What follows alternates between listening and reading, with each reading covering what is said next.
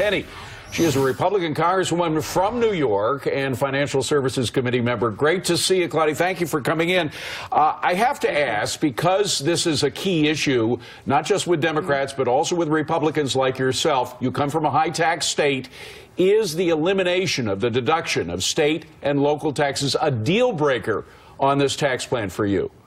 I don't think it's a deal breaker. I think it's an important issue. You have to remember that we have, as a very high tax state, over 30% of the filers nationwide are using the state and local tax deduction. In New York State alone, over 50% are in the 200-plus bracket.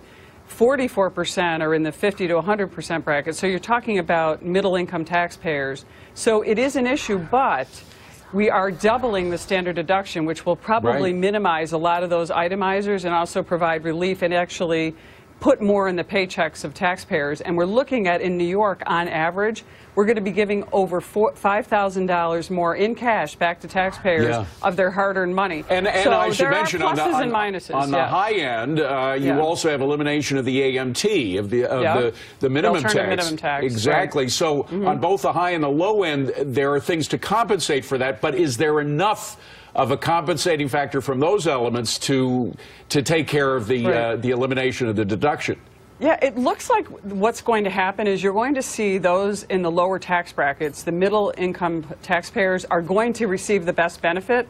That's part of the mission of the president. Remember, he wants to help the middle class. He's not interested in helping the wealthier in our society. But he's also interested in growth, and the wealthy, frankly, do a lot of the growing in this country. They invest their money, if they're a small business, they may be considered rich, but they're pouring all of their money into their company, and that creates jobs. Right, but they're also using a pass-through methodology. They're not doing a personal income tax return. They're doing a personal income tax return, but they're using a pass-through. So there are going to be a lot of other deductions that are going to be coming into play there, even though it's going to be simplified.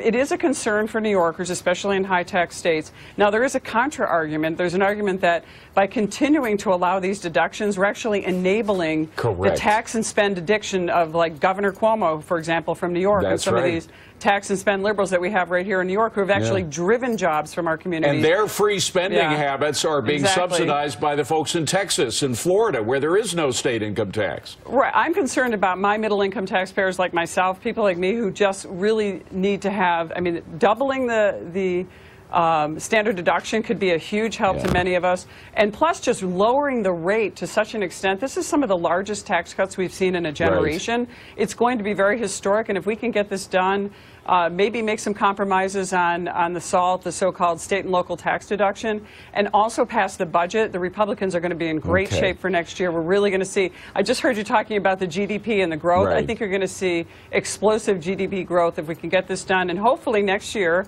or sooner than that, get Obamacare repealed and replaced so that we can help our small business community. But we got to do the tax cuts this year so that we all get we can all work it into our new tax reform. But Congresswoman, there's one thing about which there is no controversy at all. That's what happened. Very emotional moment on Capitol Hill today when both Democrats and Republicans stood together for Majority Whip Steve Scalise. He returned to the House floor for the first time since being gunned down in June.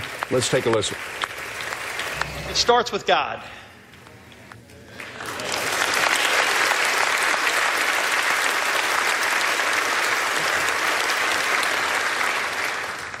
When I was laying out on the ball field, the first thing I did once I was down and I couldn't move anymore is I just started to pray. And I will tell you, it gave me an unbelievable sense of calm, knowing that at that point it was in God's hands.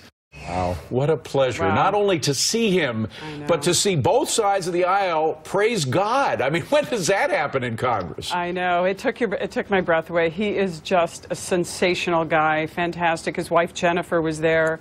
I was lucky enough to be there, and we had people that were my guests actually sitting in the balcony who were just, we were all in tears. And I have to say, I've got my Scalise Strong bracelet on today in honor of Congressman Scalise, who is such a brave leader. And he came back, and it wasn't just he said, hey, I'm glad to be back. He said, I'm back, I'm stronger, and it's more important now that I represent this nation and my community. And I couldn't be prouder of having a colleague like Steve Scalise. He is just, you know, the very just the best, the cream Yeah. of the crop, and I know, wonderful guy, well loved, as you say, by both sides. Right. You couldn't ask for a greater person to represent our nation, really. Oh, and Thank we you. need that sort of moment I know. at times like this. Claudia, Tenney.